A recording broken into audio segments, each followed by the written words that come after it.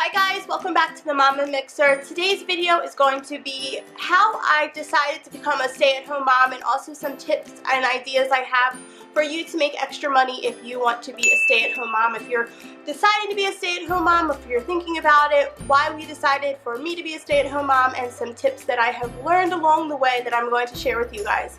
So if you want to see all of that, then just keep watching. So when I had B, I started working for a little bit and we decided that it wasn't practical for us to put him in daycare, and some families have it where it's all good for the mom to stay home and the dad is able to take care of it, and some are like me that it doesn't make enough sense to put him in daycare, pay for daycare, and then go to work, because I basically would just be paying for daycare.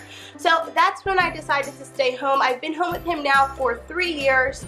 Yeah, about 3 years, and it is a struggle. Being home is a struggle, not only financially but physically, mentally. It is a struggle to be home. So it's definitely not everything that I thought that it would be, but it's also more than I thought it would be. What I did in the beginning when I first started staying home is I watched kids. So I took in other kids. It's really up to you if this is something that you want to do. It was good for me and it was good for Bobby because he was at that age where he needed to be around other kids. I didn't have to put him in daycare. I got paid money to watch other people's kids, and it was just good for everybody. And I did that for a while. It was nice. It was fun. It was like a job though, you know. It was no stay-at-home mom. It was like a job every single day. You were taking care of other people's kids, and that has a whole another video in itself, taking care of other people's kids. But that is a great way to earn extra money if you want to be a stay-at-home mom and it's not feasible for you to be a stay-at-home mom, or like us, it wasn't practical to send him to daycare, but I wanted to earn extra money because I think that it's so important for you to have your own money.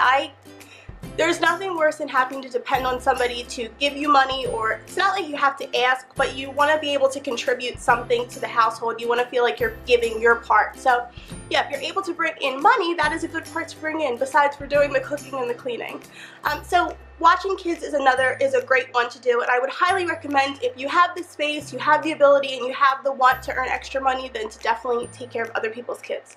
Number 2, if you want to earn extra money, waitress at night or during the day, whatever works for your schedule. If you're able to pick up a couple of shifts and earn extra money that way, that is such a good one. If you have a place that you go to, ask them if they're looking for someone, and I think that's a perfect way. That's like hard labor. I did that for a while too. I literally had like a ton of jobs, but that's besides the point. So yeah, if you want to earn extra money, definitely try to see if you're able to waitress somewhere, because that's a great way to earn extra money. You can do it at night when your kids are asleep, or when your husband is home or your partner is home.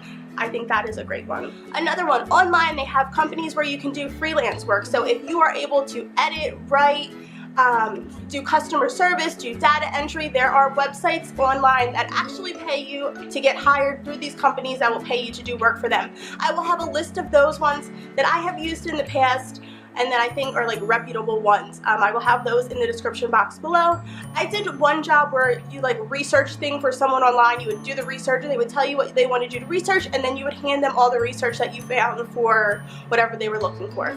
I think that is a great idea, especially if you have like a talent. If you are able to do graphic design, or if you're able to like write or translate, things like that, those are awesome. I personally don't have any of those skills, so it's not as beneficial for me, but if you do, that's a great way to earn extra money.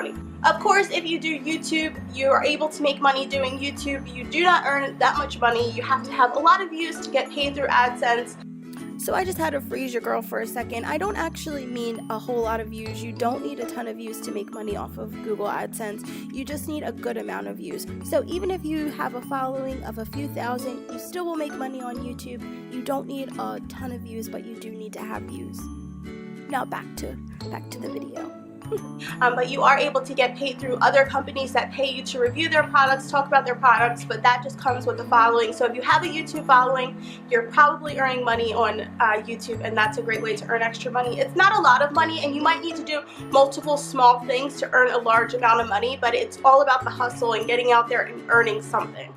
Make sure that it's 100% the decision for you. If you aren't like me and you're able to make the decision, try to live off of one income. Save all of that money that you are making, put that away, and see if you're able to live off the one income. Is your partner's income enough to take care of everything? Because everything is going to be on them.